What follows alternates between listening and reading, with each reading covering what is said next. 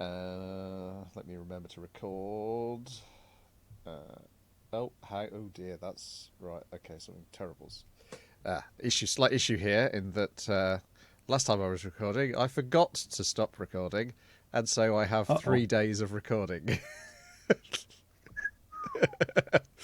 Everything, all of So those if I want to go, mutterings to bums if I want to go things back and and see how much I've worse, been just coughing, I'll be good.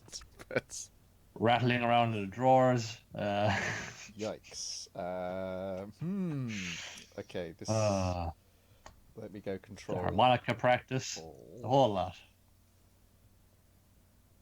Really delving into the hidden side of Brian Smith. Okay.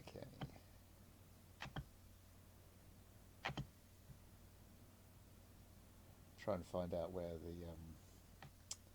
the WAV drops off. I feel like we recorded Wow. about 2 hours. Oh no, blimey, we recorded a lot. Well, it'll be the first 2 hours or so of that, and Yeah. everything else is bonus Patreon content. Brian snoring. Um,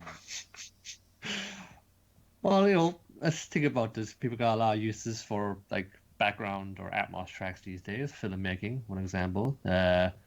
Everyone loves tabletop gaming these days and role playing, so you can have that as at the background noise to campaign about running a weekly anime podcast and everything in between. select right of playback button.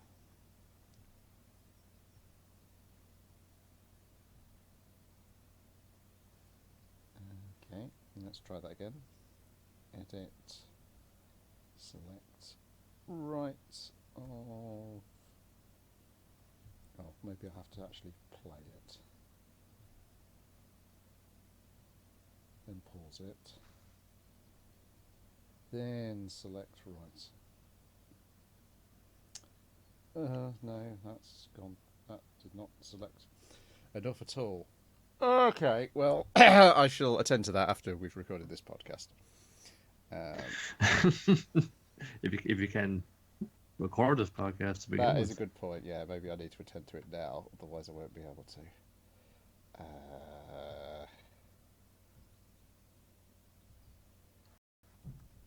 No. Where's the end on this keyboard? No.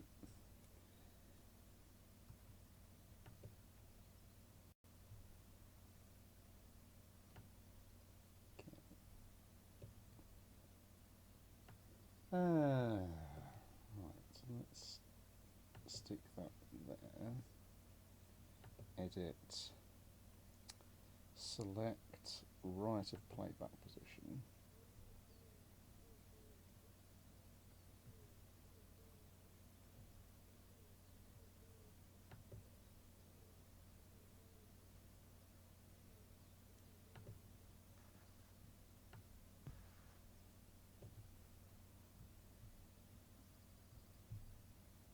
That should do it. Right. Dumb. Let me move back. I just fear that when I hit delete, it's going to crash the thing.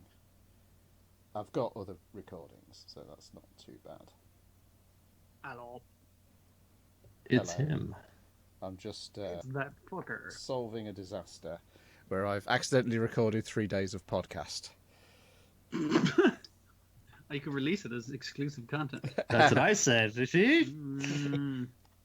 Here, copyrighted material that's playing on the TV.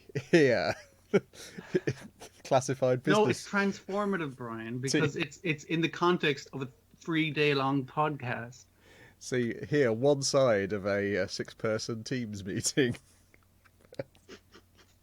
Well, the people behind the curtain want to like look into the mindset, the process behind putting out something like this. Get to hear us actually watching the anime in the background, on our couch and going about our day-to-day, fixing lunch and whatnot. And then there was a literal scene in the anime this week of someone going like, "Some people want to know how the pie's made," kind of thing. So yeah, there's totally a market for it. Well, unfortunately, he was not going to let me trim it or save it, so I have removed it. Luckily, we were live streaming it, so I've already grabbed the Twitch video. So Wait, there's like a 3-day live stream there? no, the live stream was fine. I stopped that at the appropriate time. Right. We're streaming now, by the way, Dwayne, as well. So No! Won't swear, for fuck's sake. Okay, I think I can manage that for a little fucking bit. we don't have a 3-second dump button here. More on that later. More on that later, indeed. Right, okay, let me find our script. Video output low. YouTube is not receiving enough video to maintain smooth streaming. Well, that's because there's no video. I didn't think it was receiving any video, but alright. No, it's just recording our sounds. I should think it'll be fine. Let me just make sure other things aren't using my internet up when they shouldn't be. Let me check. I should quit Discord. Task Manager. And we'll just look for the usual suspects, and it's not there, so that should be okay. Right, yeah. I mean, you guys are coming clear to me, and so that's fine. Righty-ho. Let me close that picture of a man with a joystick for his head. And we'll get the old script. Well, before we get the script out, let's figure out if I need to add anything else to this list as we do the rundown. All right. Oh, yeah, sure. So, anything I need to add beyond what I've got in there with the episode titles already? I don't believe so. Crap. There was something I was going to try, but I didn't in the end anyway, so it doesn't make a difference. I don't think I managed to get listeners in the end, but I'll leave it up to you to see if it's worth fucking catching up on. So Sure. you didn't catch that thing about the manga author then, Niall, that you were interested in? Which one? Oh, what was that again? It's the one with he hides his manga career from his daughter. Oh, yeah. I did get to that one. Yeah. Okay. Excellent. Okay. Right, let me find out when that aired. As once again, I have signed up for Funimation.com. More on that later. I mean, for a moment there, I thought I'd paid $4.99 to be not able to watch anything. But how would you know? How would you fucking know? Thankfully, I managed to eke my way. Yeah, don't tell me tell me the actual new releases. Thank you very much. So, what is this bad boy called? Kakushi Goto. What was the episode called though? Is it? As I was going to say, is it Funimation or is it Crunchyroll or is it somebody else's? That was a funny one. Okay.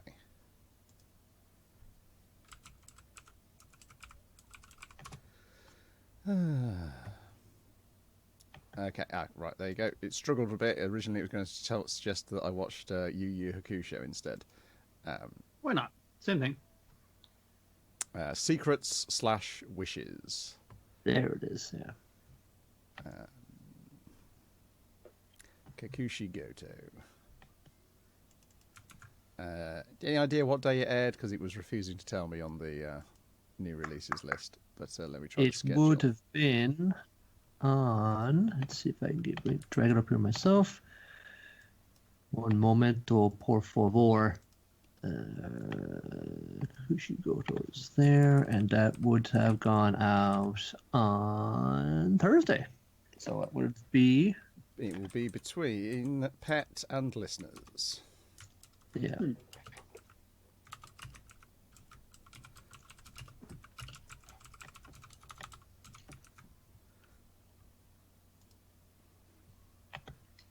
Right, okay, I'll hit save on that, and then I shall say, you are listening to Let's Go, the weekly anime podcast about weekly anime from Dynamite in the Brain and Secret of the Sailor Madness, so come along and hang with the Let's Go gang. It's Dwayne. Hey. It's Niall. Feeling fine. And it's me, Brian, who's not feeling fine, but he's feeling finer than he has been in recent weeks. Every time I think, I've still got a cough, I have to remind myself that 2 weeks ago I was coughing so hard I was throwing up. And when I think about that, it puts it all in perspective. Yeah. So, still got a bit of a cough, but generally feeling fine. Yeah, you still get the glare, so even though it was related to a different malady, it's sort of fun. With that guy, is he coughing? Has he got it? And, Well, no, it's not me, I swear. Well, yeah, exactly. Well, it could have been me, but again, no idea. Some of the symptoms did resemble, I've seen other people describing those symptoms, but they didn't really know either, because no testing. Yeah. Unless you're at risk. Or rich. Yes. Or a key worker in certain areas. Pet. Episode 13 is where we start, as we end Pet with episode 13, Rainbow. Yeah, so not many happy endings to be found here, but a bit of hope at the end. I did like as soon as the fucking thing went, your man gets shot in the back of the knee. He's like, "Hey, Katsuragi, remember the fucking keyword? I'm gonna set you off. You need to kill everyone here." And your man's like, "Oh, I thought you could save me the USB." It's like, "No, I will. You just got to get me out of here." And Katsuragi's like, "Cool, let me just fucking John Wick my way out of this situation." And I was like, yeah, he fucking shot that guy. What was his name? Long. This is I Long fucking hate that guy. Without doing much of anything there. It's like, yeah, really good. And I was just like, oh wait, now that Katsuragi's done this, he's fucked, isn't he? He's super double fucked. It's like, yeah, not only is he super double fucked, but tragically so. Really should have known for all of the repeating of at the chairman saying, "Oh, I won't kill him off," or "Oh, he won't die. I won't be killed." X, Y, and Z. I should have seen. Well, anybody saying that so much about themselves or to themselves is definitely going to be done with by the end of this. I should have known better. Yeah, I got attached nonetheless. Don't worry, he's only 2 more days to retirement. Is basically what you just said. Yeah.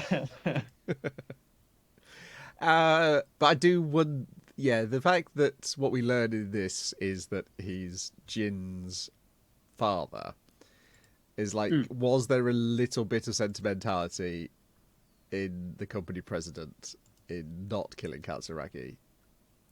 Maybe he can't, like, as a mafia don, he can't quite bring himself to kill someone who is in the family, I guess. Maybe. And is related in the family through, your grandkid and that kind of thing. Maybe. I don't know. Well, yeah, it could cause like a schism because they would be wondering, this guy, he's still like the like the father of this child, he's technically, really. And the child is very much so in the company, yeah. Or so Hayashi convinced him, like, not to kill him and instead to do what? To wipe his mind, but then hadn't really wiped his mind. And maybe your man thinks it's funnier that it's like, this guy fucked me over, but now he's my pawn forever. Maybe he thought maybe it was a crueler fate for him. It could go either way with that. That's something he would do, right? Yeah. So a good deal of the first half is Jin opening the secret bag in Katsuragi's mind where his hidden memories exist. And then she gets to see her mother, which through Katsuragi's memories rather than the president's memories. I did like him kind of like shouting like, "Hey, Katsuragi's your dad," and she's like, "What? No, don't try and trick me." And he's like, "Release the butterfly." And she's like, "God damn it, son of a bitch, I'm on a butterfly." She was just on the roller coaster ride that, while she did want to be on, she kind of didn't once she got on it. Yeah. That was sad. Yes, because when they come out of it, it's some guards are running because they've obviously heard the gunfire and they see Jin about to blow her own brains out and manages to stop her. And then they go and look for the others, but they only find Tsukasa in the cell room. Which is weird because we did see Tsukasa going like, "Hey, let's get out of here." Yes. I can't take it no more, Orochi. I'm going crazy. Let's run away. I finally am doing the thing that everyone has fucking told me to do. Yes. There's like, I need you to go into my memories so you can find the. I mean, you can see the route that Satoru saw. Not that I saw. Satoru saw. I got it off him. Never mind. Don't question it. Yeah, so it's a complicated bit of various people asking other people to have their memories altered, and then Satoru being mature, and they kind of capture that with how he looks at the end of, like, visually, and how he looks at the end of the episode, particularly because his roots are growing out. Again, another illustration of a character that's hairstyle changing in this show, and kind of what effect that has on what you think of them. But yeah, so he's altered her. Basically, Tsukasa asked to be put to sleep by Hiroki, and to do that, he replaces Hayashi with himself in Tsukasa's memories, which then removes. Yeah, so I'll be instead of you giving me the fucking peak, I'll be your peak giver in your memories. And it's like, yeah, but that doesn't line up to like a lot of things. That's gonna mess things up a lot in terms of the timeline, and it does. Yeah, so he loses all his memories basically in doing that. Reverts back to the vegetative state nearly. Yeah, it sort of cleans everything up though, because the that's true. Presence in there was like just fouling up everything and making him crazy. So, but he's effectively crushed. But he's halfway, like, between being crushed and being the kind of comatose kid he was at the start. Yeah, before it's like being crushed, but maybe in a much more gentle and compassionate manner. I think that's a fair way to put it. But we also get to see all the terrible valleys that he'd used to put a strong lock on his own peak, so we get glimpses of his past. Like the dog thing as well, because it didn't really make sense that your man talking about the dog was the thing that set him off, and this rotting corpse and in the dog's eye is like, wait, what exactly does that mean? But it's like layers within dogs within dogs, like onions, basically. Yeah, and like you see, like, his relationship with Jin and his relationship with Hiroki when he took him under his wing. And sort of how things in the past had echoes in things he was doing in the present day as well. Because it's like he nested his memories in each other in order to hide his basically, like, to make his stronger lock. I think it was hide his vulnerability, like. Yeah. And then, of course, and that made him hard to memory wipe because every memory was intermingled with each other. Yeah. But then Hiroki feels bad about what he's done to Tsukasa, and so asks Satoru to wipe his mind of what he's just done. But and Satoru's like, I got shot in the leg, man. I just need you to get me the fuck out of here. But also Satoru has realised, like, the message that Hayashi gave him, that it was a mistake for him to rescue him in the first place, and that's what set this off. He was like, no, Hayashi, you're wrong, and it's wrong for Hiroki to think that this is a mistake that he needs to wipe from his memory. He needs to remember it, so all I'll do is hide it for now using the method that you left on the USB drive. And it's not like he was planning on hiding it forever, just until he figured out the plan that Hayashi had given him, basically. Yeah, until they got away, and then Hiroki starts noticing, like, oh, so when does Tsukasa get this nose stud? It's like, oh yeah, then he's like, oh, okay, I better come clean now. Here's your memories back. And Hiroki's initially mad, but then Satoru explains his point of view. And then they realise the place that Hayashi wanted them to run to was the location which was in all their peaks. Hayashi had realised that he was trying to find the inherited peak that he'd seen. And so it closes the loop. So your peak is no longer something somebody else has given you. It's not a handed down memory of a memory of a memory. It's a real memory that you've now got. And it is a very nice valley.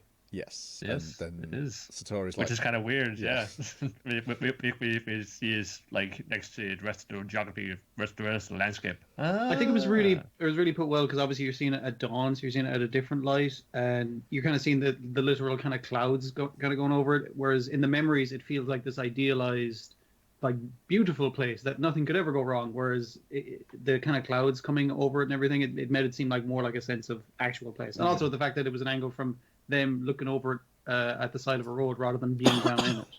Yeah, it's nice to get a different perspective on it. Yeah. Well, that's memories in the mind, with distance. Exactly. Yeah. You can cast view it different ways, and it's a nice little thing as well. He turned possibly like a valley into a peak. It's about taking your bad experiences and trying to bring something good out of them, something good that you learned that can carry forward with you.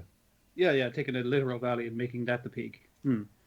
It's an interesting thing, and with that, they think that if they bring the other guys here, they'll be giving them a real memory of their peak, and that'll allow them to have like a clean peak, I guess is the idea. I get, even Hayashi, they say. Let's even bring Hayashi back.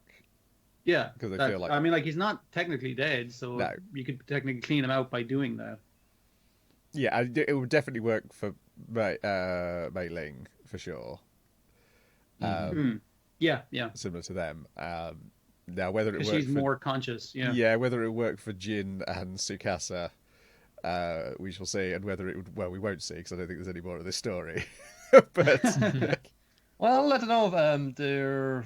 I think it was there earlier this week or last week. I think the author manga is going to come out with like either a short story or a 1-volume thing so they could do like a special or something, of the image users beyond the end of this story. Even that leaving it kind of like an open ending where there is potential to bring back some characters. I was like, that's a good way to end it as well. I wasn't unsatisfied with the ending. Yeah, unfortunately, you see these two get a happy ending, and then you see what's happened to the other three, and it's like, yeah. I mean, like, okay, so you can question whether Hayashi deserved it. He got in deep. He wanted to try and clean up his messes, and no. You can question like Tsukasa because this guy was kind of a prick, but you get how he was fucked up. Kind of thing, so you feel sympathy for him. But the kid, like Mei Ling, is just like, entirely innocent, basically. Could not be more innocent. It's the idea that I suppose they've done bad things, but you kind of know why they did them, and you don't forgive them. It's just that there is a chance at redemption, and that this ending implies. Ranju Miyake was sequel to Pet manga, so it'll be a full-on story and focus on the future of the lives and stories, quote-unquote pets, in particular Orochi, Satoru, and Tsukasa. Okay. Okay, yeah, I see this here. It's called Fish. Yeah. So there you go. Yeah, it's up on Manga Updates. It's listed as drama, mature, mystery, seinen, and tragedy. Okay, but I guess in there, just guessing it'll be tragedy based on the previous. But... Well, that'll to be continued though. Yeah. So How did you feel about the ending and the series overall? I think it might have been my favourite thing of the winter season. Yeah, that's fair. No, I quite like that as well. It was like a very kind of nuanced, very different way of looking at uses of this one ability, and you could say, just making up Bruce and saying no, but then like the terminology that they're speaking of and the way they're speaking about it, there is like an internal logic to it, and it's really fun to see how they apply that to the different effects. Poor Katsuragi, character of the year. Fuck. Like the worst thing you can say about him is like when he was okay and shit. When your man was going like, "Hey, I could just remove your fucking peak, and then it might fuck with your personality a little," and it's like, yeah, it might turn you into a prick. Yeah. All goes back. Like the thing of him was like falling in love with like a woman who was kind of like mentally handicapped to some extent, but it's kind of I think the way it was suggesting it in his memories is he saw her as more than that. He saw her as a full person, whereas no one else did. They saw her as a monster or a gun to be fucking shot, that kind of thing. And I think that was kind of shown the difference of their relationship. I'm not sure how successfully it did it though. Yeah, there was a bit of a moral quandary there, to be certain. But I mean, like he's broken as well, as we saw from his Valley as well, so you kind of get where he's coming from. Yeah, I think by only showing you like the briefest moment of it becoming more than just a romantic relationship, I think it dodges. Yeah, I think it was definitely that was why the framing was like that for sure. Yeah, and also it was very specific, like him, like kind of nakedly embracing her, which I thought was like to try and show him. I thought it was a good visual because it's showing him making himself vulnerable to her, that kind of thing. They did a good job, as much as you can, of the questionable morals of it. Sure. Well, yeah, but I mean, everybody's got questionable morals. In this. Oh, absolutely. Yes. That's kind of the show, pretty much. Yes. I still feel bad for the guy. Jesus. Yeah, so I guess the bar owner in the start was the one who got off the lightest. I mean, like, he just hated his best friend from then on, but it's kind of like he's doing the exact same job he always wanted to do, so that's pretty good. Yeah, and now he's down 2 employees as well. Well, jeez. Any minute now, his best friend Katsuragi will be in that door for his pint that he comes in every week. Oh no! Any day now. Oh dear. This sequel is just him waiting at his bar. Waiting for Katsuragi. Okay, next up, I think only Niall watched this. Kakushi Goto, episode 1. Was it 1 and 2? Are they numbering them like that? 2. I don't know. 2 segments in one episode. Anyway, let's put that. 2 main segments, I'd say. Yeah, secrets and wishes. Yeah. So basically, thrust to this is that there is a doting father. He's a manga author.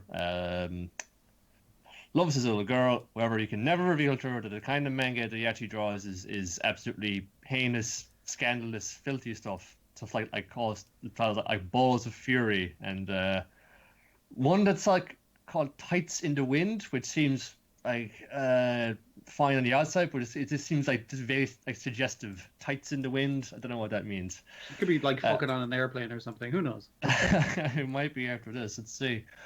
But he then goes like absurd lengths to try and shield her from any possible colliding of these two worlds. So when he leaves for work in the morning, she gets the bus to school or walks to school. He's like leaving in in a business suit. He's going to his job in the office. But he changes partway through with this flip flops and shorts and a t-shirt and just gets down to work. And that's him on a good day when the assistants are there. If he's there on his own, he does it in the nude. This guy's an absolute slob. But then there's things like he has to deflect away because he's actually quite a well-known and popular manga artist, and he gets accosted in cafes and such when he's out getting his lunch. He's like, "Hey, aren't you the author of Balls of Fury? I love your work, man. That last chapter, wow, absolute filth." Well, shut up! He just very hurriedly exit the cafe, pay his bill, and get the hell out of there. And there's kind of like gags like that. There's he gets a new editor who isn't familiar with the arrangements that he has, and is going to come by and show him the new designs for the t-shirt that they're going to have at the time the comic they're drawing. However, he's going to meet him at his house, and his daughter's just home from school, and he's like, "Oh shit, he's going to fun see his absolute fucking filthy t-shirt." The guy will rush home there quickly and throw it out. And he's in there, and he's actually wearing a t-shirt, and it's just some kind of weird image of tights in the wind, a guy with tights in his head. I think he's got a hockey stick. And then there's this kind of little comedy we're going in and outdoors, and whenever she leaves the room to get tea, he's trying his best to hide the image in a very awkward fashion. And there's a nice little kind of bit in there where he's getting a little bit into the behind the business side of it, where something that manga authors would often ask when they're asked for designs for a kind of t-shirts and merchandise like that. Now they ask that the shirt be wearable, i.e. don't have the face of fucking Kira Grace from Healing Good Precure is plastered all over the thing. It's not the kind of thing something we want to wear in public. You gotta go some kind of classy, refined thing where it's a nice, it's the title of the comic, a nice font, or the logo or something. Yeah. It's a silhouette of the character, something very classy, Those little things like that. What was the other half of it now as well? There's kind of like gags like that. Is Dora goes to investigate this urban legend. They form a little Kids detective agency, and they go to investigate the urban legend of the monster that lives on the hill, which Daddy tells me that there's a monster who lives up on top of the hill, and if you go poking around in there, it'll come out and eat you. But it happens to be the location of his favorite cafe that he's getting his coffee and working out of, which is also some kind of analog for Starbucks. And I think as well they have like copies of his comics just like there on the shelf so you can buy and read, and he's just got scared of her like discovering this dark secret, because the whole thing of it is he's worried that she'll disown him or just like be absolutely disgusted by him. She finds out. So there's lots of cute little gags like that. Thinking back on it now, I think of it more positively, but maybe like in the moment, I wasn't hitting with me entirely. Like it was nice, it was very cute, but I wasn't like laughing all that much at it. Like I get like it is kind of some like nice gags, nice humor you can get out of it, but it wasn't like really like getting me deep out and like having me chuckling out loud, you know. So I might kind of give it another go and see it. And as well, like they could be a little bit one note if everything is just it'll be a situation where the daughter is going to stumble into the possibly discover secret. He's going to rush in a panic. He's will be like kind of shouting and screaming and berating, acting like a crazy man. What kind of variation can they throw into that to keep it going? Yeah, I mean, like that kind of comedy can work quite well if you know what you're doing. What is it called when like you're trying to keep two people away from each other and one guy comes in the room and then he leaves and the other person comes in the room, you know, that kind of thing. I can't remember what the hell that kind of comedy setup is. Yeah, but it can work quite well if you know what you're doing. But yeah, it's very samey. Yeah, I think that they'll be able to introduce more and more characters like into it. We have like the assistants he has in his studio, so they'll be kind of bouncing stuff off of him. As well as some of the teachers at his daughter's school seem to be aware of his situation and would rather that they downplay it whenever it comes up. In parents, so people who are in on the joke as well. Yeah. Yeah, so maybe people kind of draw more and more of them, and it'd be nice. And it does look quite nice, as I will give it that.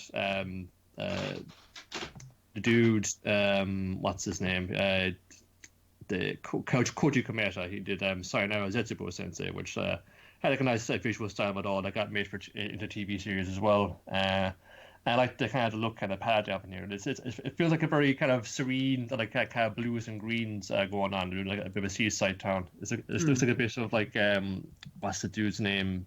Asian Suzuki. The kind of is very kind of bright blocky colors of kind of like nice beaches and sunny days and blue skies and stuff like that. So there's kind of nice look like that, all right. And that draws me to it.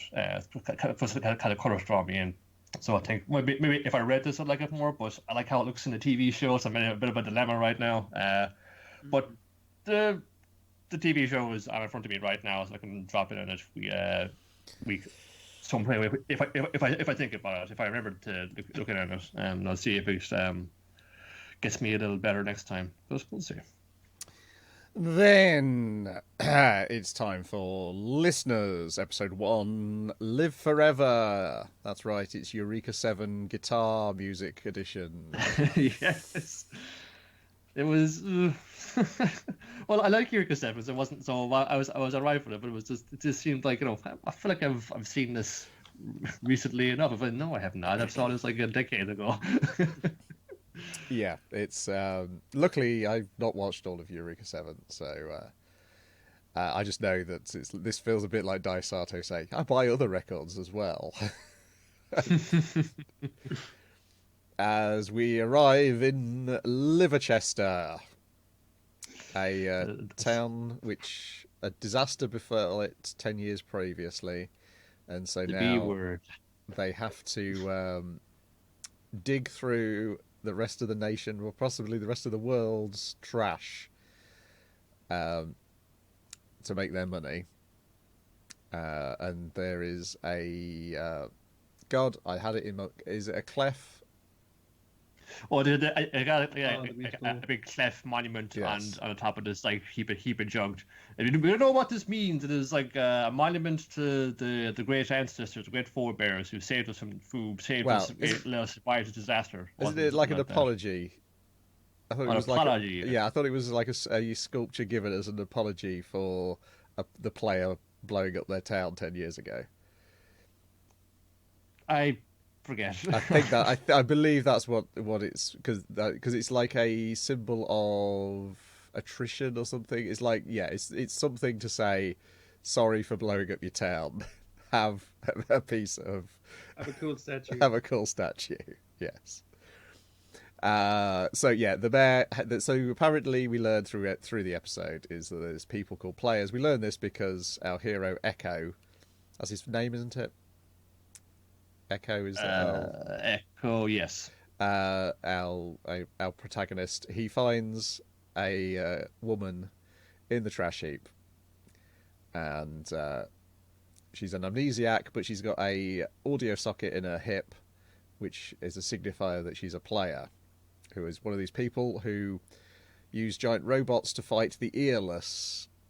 That's a bit mean.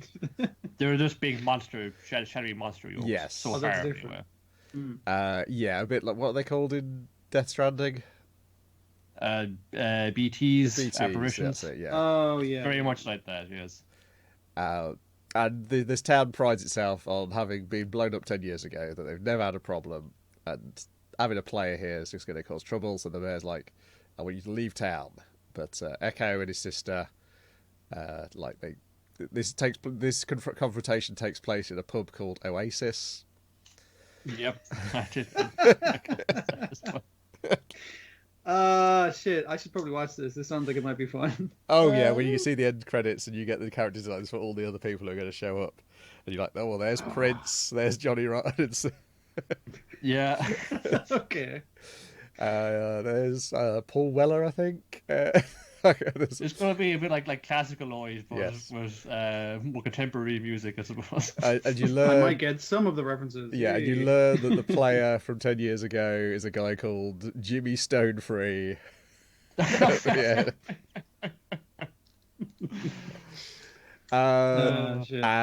They eventually, yeah, I like the woman who's amnesiac. There's a couple of good when they bring her back and she's like asleep and he's looking under the blanket they've put on her, and there's like a line about, oh look at that hole, and she's like takes it entirely the wrong way. And then a bit where she thinks he's going to get his dick out, and she's very disappointed that he's got this book out. Yeah, she's instead. like, "Oh no, you can't be doing that." Oh, I'm blushing, peeking from behind her fingers. Then, oh, it's fucking nerd book, useless. I thought it was the character designer from Major Bahamut, how much she looks like the girl from that, but in terms of like face, but it's not. It's somebody else. But she does have like. The characters in general, everybody looks like kind of... they've got a very appealing character design to them. They're good character designs. Certainly. I'd say the only thing I'm not sold on this is the colour design, but that might just be for this episode to sell that it's this trash heap town. It's very drab. Yeah. I imagine they'll probably change the colours as they change genres and all that, and musicians and whatnot. Yeah. Yeah, well, like, the thing is, she has your man has cobbled together this radio, and then like the radio, I guess anything that can like produce or emit sound, maybe something more to it than that. Maybe it just looks like a radio.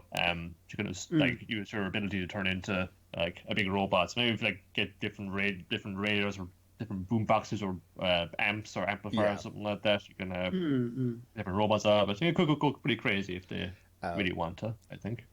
I can't remember. What is there something which triggers the earless attacking? I can't recall now. But the earless attack. He thinks he's going to die. She plugs in the amp. It turns into a giant robot. She takes care of them. The mayor makes this speech where he's like, "Thank you very much for protecting this monument, which means so much to me." And we see in the background all the pylons slowly falling down towards the monument. And it appears to squash him, and so they leg it, hop on a train and get out of town, and then we cut to the bear who has survived the monument falling on him to assure you that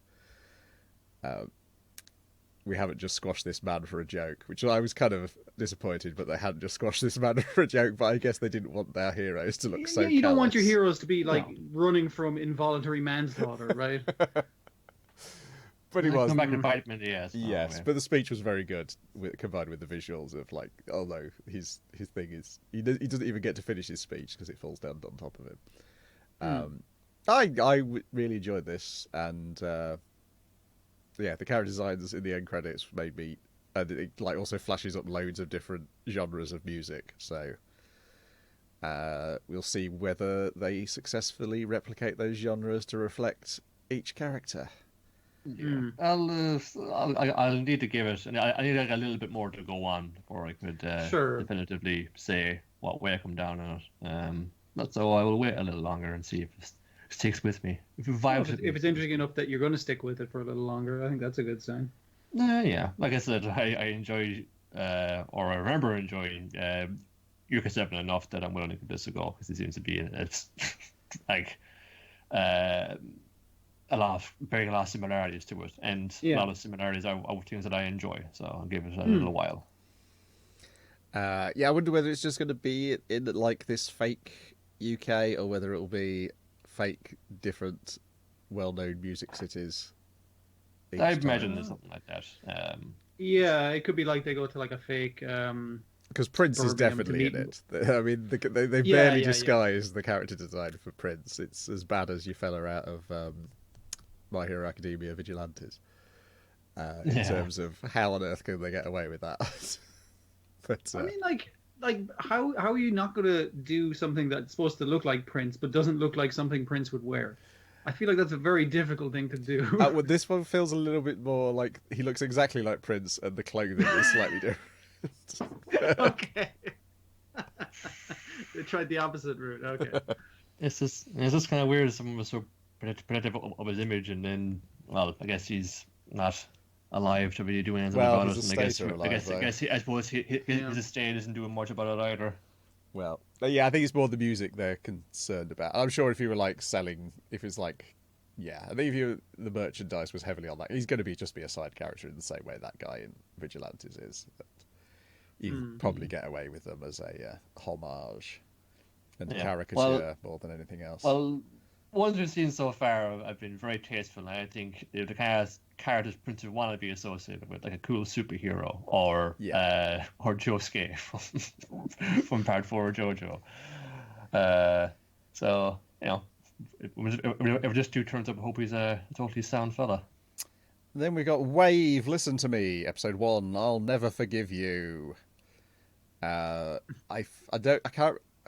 This is an episode where it felt like they front-loaded the episode with a good bit from later on in the story. Yeah, I think they wanted to throw you in media sans. So it's like, if we do the setup, people are not going to be into it. So if we show what the fucking actual show within the show is about, people would be into it. I think that's definitely what they were going for, yeah. Which makes me imagine, there will be like probably more of her doing these radio shows / kind of theater of the mind, where she's like presenting the radio show as normal, but just imagining in these crazy situations. Because the second half is her trying to cover for her stupidity by making a wacky premise for a radio show, and then like what we see at the start is her wacky radio show, and it's like, so that being her show is probably how it runs. Also, some really fun set pieces, I guess. It's a class fight between her and the bear, which is, all imaginary. While she's trying to do Agony Ann type radio show. It's symbolic of the bear you wrestle with inside yourself every day. Your doubts, your fears, how you must overcome them. I like the way she answered like the first couple of questions with, it's like, just read this guy's blog. It's really good. This guy's wrestling blog. There's a bear right here now. I don't have time to answer this question. I don't want this bear to eat me, so I'm just watching it. But next question. Learn these wrestling moves from that blog. They can take out a bear. So imagine what they can do for your love life. It was really fun. The guys in the studio as well, kind of when it went, it's like, she's not actually wrestling a bear, is she? Because the guys in the studio are kind of like, okay, what's this bit she was doing? We were going to put in like bear chewing noises at the end, but now she's making all shouts and shit. And one of them is just like, I can see it. She's wrestling the bear. The producers are like, shh, let her work. She knows what she's doing. She's been here already. This is her first night, rather. This is a late night show. This is 3 o'clock in the morning. This is all taking place as well. And then we're like, yeah, it's like, you may wonder how I got into this position. Well, record scratch, and yeah. we see her here getting into a drunk conversation with a guy in a bar after she's just broken up with her boyfriend. Like, she's half flirting with him, half just maybe trying to get some chicken wings off him. I'm not entirely sure. Yes. Yeah. Well, I think when she says when she's wakes up hungover the next day that this was like day 5, which is when she just goes to the pub and gets wasted. Well, yeah, it takes her 5 days to recover from any trauma except for the death of her parents. But the 5th day is always the really rough one. You know? Yes, you gotta get absolutely plastered. That is her introduction, which I wonder if that... Because she has to watch a sad movie, doesn't she? So she watches the wrong movie, I think. It's got a process. Day 6, she kind of stay home, going to be hungover anyway, have some ice cream, watch a sad film. Well, not about that. And then day 7, bam, back on the scene. Ready to go. Clean and free. Get you over your wrecks in 7 days or your money back. We learned that she's a very tidy drunk. She manages to get herself into bed and takes her shoes off. She cleans up after herself despite being blackout drunk, which is good ability if you got it, I guess. And then we get some of her work day. We meet her day job, her previous day job, possibly still her day job, given that she's doing the radio thing at night. The various characters there, and then as she's working in the restaurant, she hears herself on the radio giving out about is it Fukuoka men? Yeah, like her boyfriend specifically. But all men from this place are like this piece of shit, fucking money grubbing fuckers. Fucking guys from Tokyo are also cold and hard and emotionless, and then guys from fucking Fukuoka are like, oh, they're just absolute slobs and assholes, and a whole lot of them. It's like, fuck, I gotta put a lid on this. Well, she probably does feel that to an extent. I gotta rush in there and explain that I don't think that all these men from these places are absolute shit, because my boyfriend could be from one of these places. I better not ruin my good name and all these possible hunk spots. It's fun to contrast, like, her kind of arriving late to work and getting chewed out by the manager, and her talking shop with the customers and getting chewed out by the manager, and she's just kind of like, yeah, fuck it, I'm just taking it in stride. But that's like, oh shit, this is going to affect my personal life. I gotta fucking shut this down, and like has a car chase with herself to get to the radio station to shut it down. Good stuff. And then when she like flashes the card that the guy she met at the bar gave him, and he's like, oh, you're finally here. He's like, he was expecting that she was going to show up based on maybe he knew, like, she's got a voice for radio, she's got the gift of the gab, but no fucking sense in using it. It's more the energy that he admires. Yes. He's just like, let this stream of consciousness flow out. She's telling us how it is, what people are probably thinking but not saying. She's just letting it all out there. You can have like all the practical training for like the audio working and all that kind of stuff, which they do have to talk her through very quickly. But it's kind of like, no, she's got the natural talent for fucking talking. So yeah, she'll be able to do this. Yeah. Or just keeping on and just keeping this train of thought running, and even if it goes off the rails briefly and then off the rails again on the other side, and then it manages to keep staying on the rails towards some kind of a point, it's something. As long as they fill the time slot, we're good.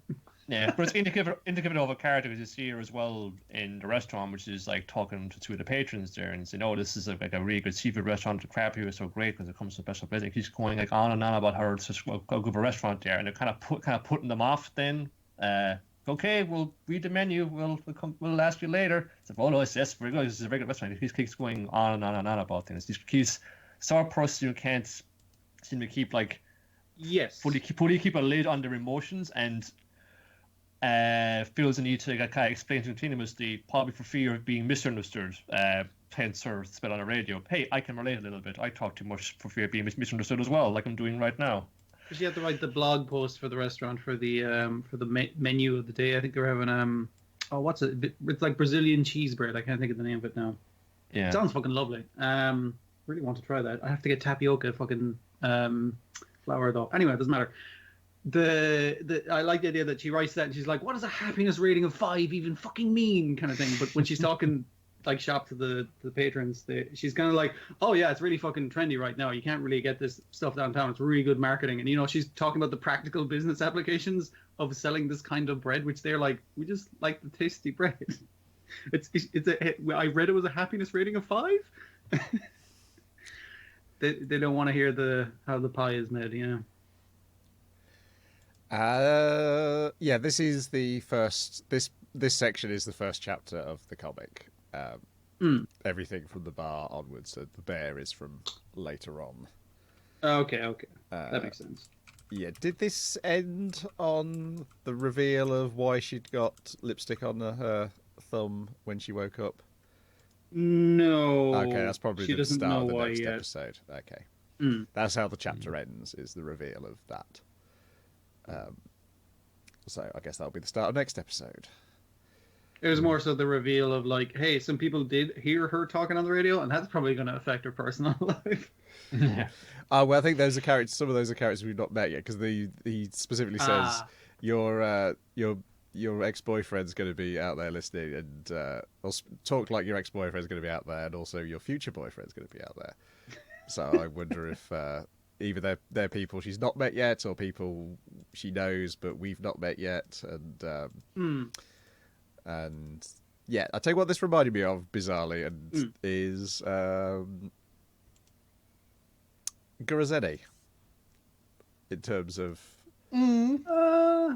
if it were like the amount of business talk she's doing and the amount of them just walking her through how to do the radio show, like the technical fucking aspects, could be get media training, having to do the spots on the radio. He did that in Gurazeni, and also just being about an adult with fairly mundane problems, but they're still interesting to watch. Mundane adult problems, yeah, and probably relatable to some folks watching as well. Yes, you do get the one guy in the booth who's basically like, she's overthinking this. It's like, this is because you're only 26 years old. You're getting in such a panic about all these things. And he's just like, it's just a job, man. And also the fact that she'll be like a celebrity, but a minor celebrity, again, very Gurazeni. Yeah.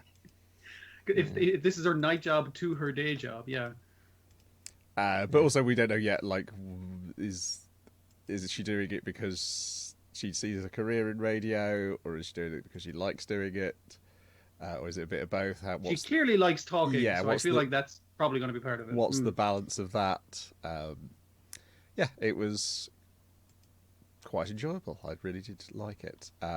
Question is, we'll have time to watch it when other new things start next week, and I might like them more. That can happen.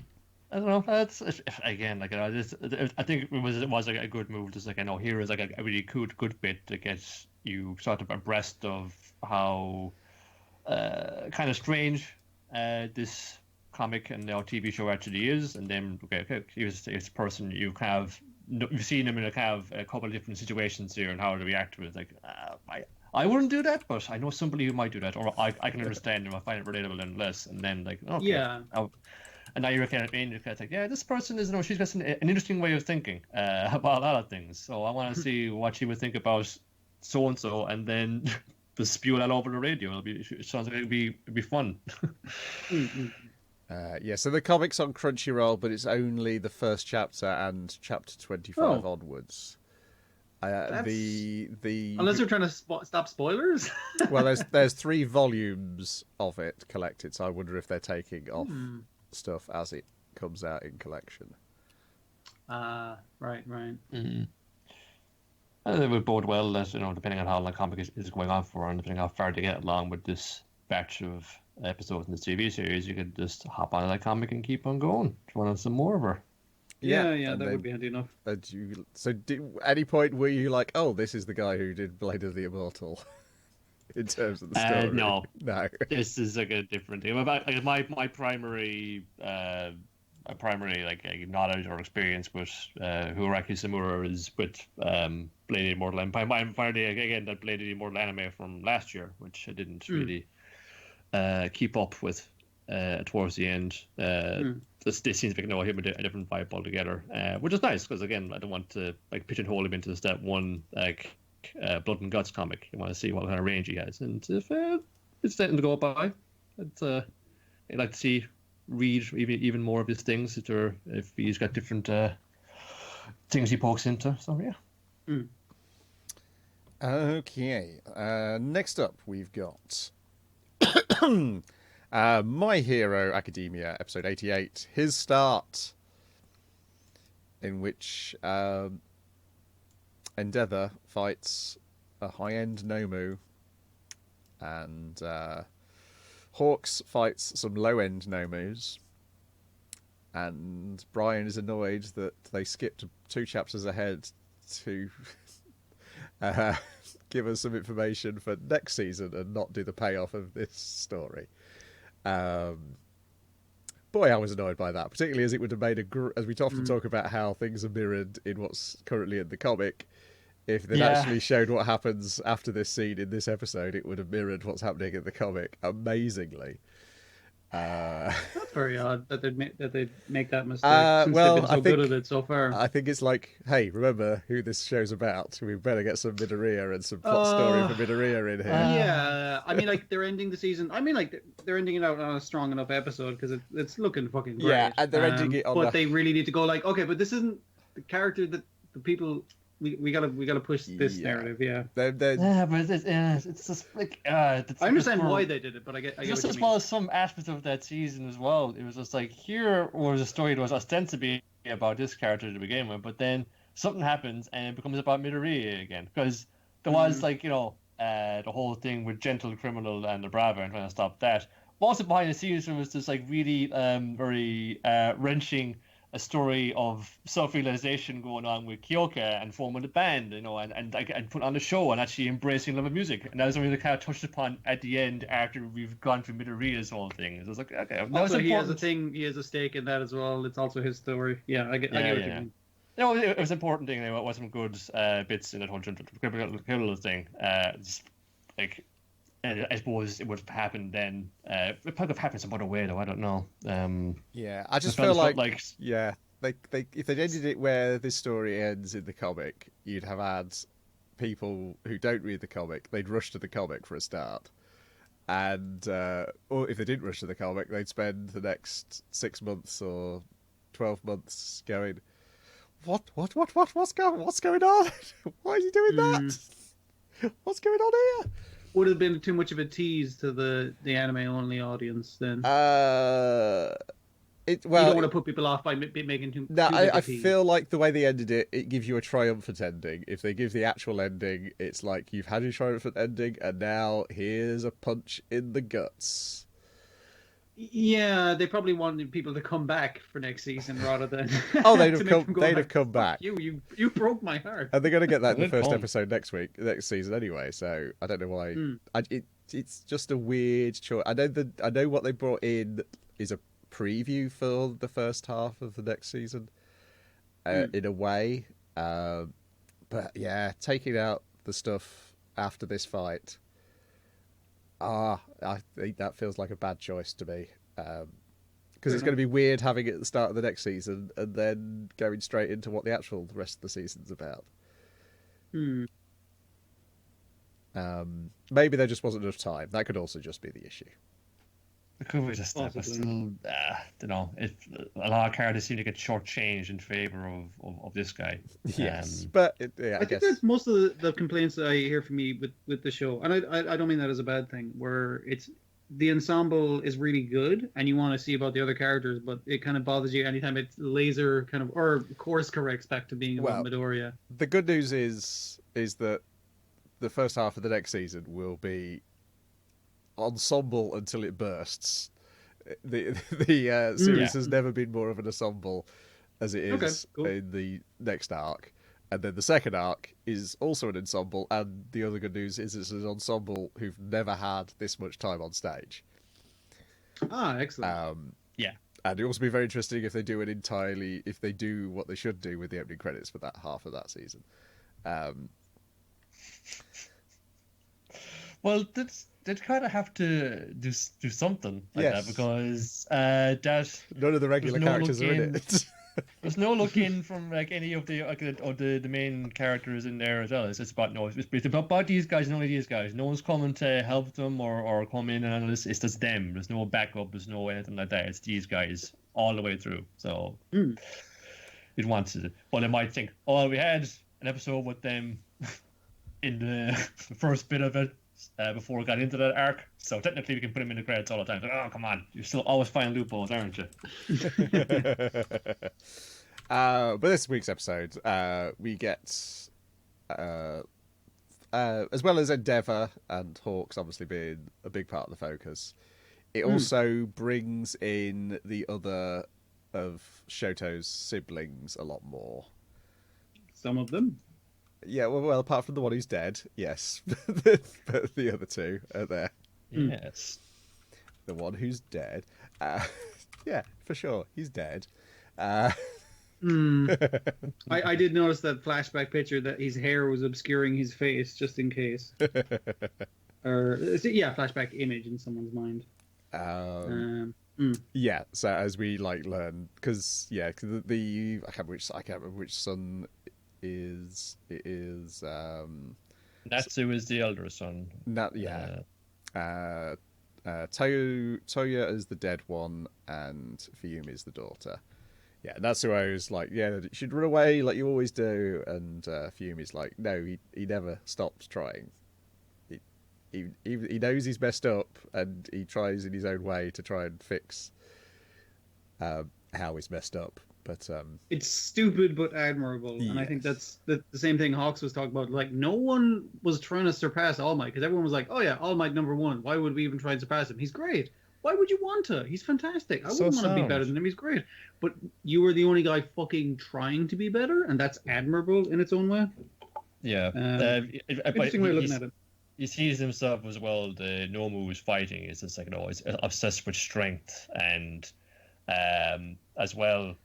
It's a thing that's comprised of multiple quirks, which is something that he has experience with. Striving also is grappling with the repercussions of that. We see this is like the past me or me that I could become or I could have become, and or what I was or what I could have been. I'm going to destroy you to just put pay to this part of myself. Yeah. That's the thing that really kind of bugs him about this thing. It's like, this reminds me too much of me. There's still some humour in there, like Red Hawks mentions, I didn't know you could fly Endeavour. Well, I'm just not falling. There's like a great little bit when you're like retreating back, and there's that Hawks got this dumb little backwards run as they're being pushed back with a blast. It's like I'm running out of feathers, dude. I'm saving everyone in that building. What the hell? It's not the most stylish thing, but he's making it work. This fight feels like weirdly like the most like a Western comic fight, particularly like the bits where Endeavor's like, I can't, like the Noma's like surprised that he's still going, and he's basically can't keep going. He's just only using his heat to move an entirely broken body. Yeah, he's just propelling his body at him as a fucking as a missile. Pretty bad. I guess the assist from Hawks, who loves punching his feathers into his back. He's got cool fire wings. He can jizz around that way. Yeah, it definitely feels like a spider. With obviously the most obvious Spider-Man story of him lifting up that massive weight on his back. That side of thing is sort of like going through ridiculous amounts of pain in order to do the heroic thing. Yeah, which is blow the sky up as far away from a civilian population as possible. Like, that's a specifically Human Torch move, I think, as well. I feel like I've seen a bunch of like heroes do that kind of thing, to be fair. But, it's definitely got a lot of Western tropes. Hawk's idea was to bring it in, or was it Hawk's or Endeavor's idea to bring it in to question it because it could talk? But he abandons that partway through.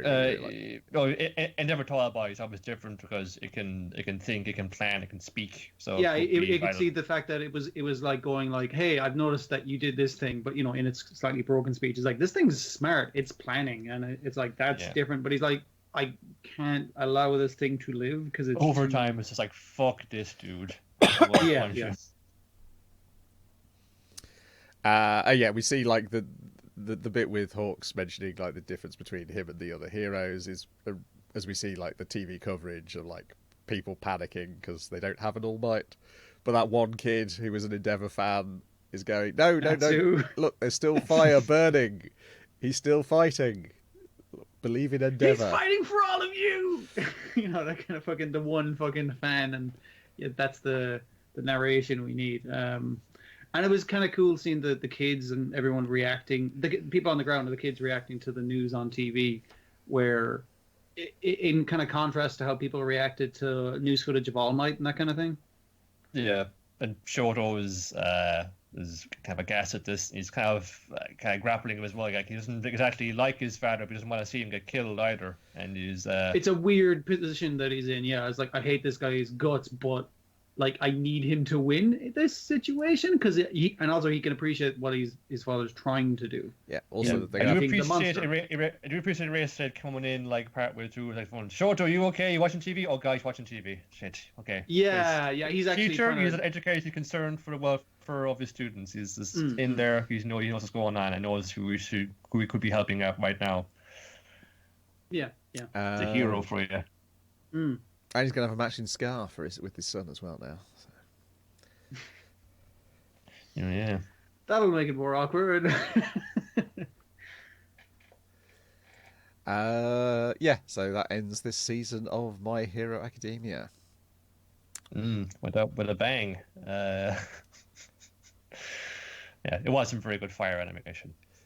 Yeah, I mean, when that guy like cuts through the building and also Endeavor's like turned himself into a fucking like spinning top that's just on fire. That was like that shit looked amazing. It looked kind of silly when he came to a stop. He was just sort of like going woo woo. Yeah. It was fucking like it was silly, but it was also like I haven't seen anything look like that, and really appreciated it for that.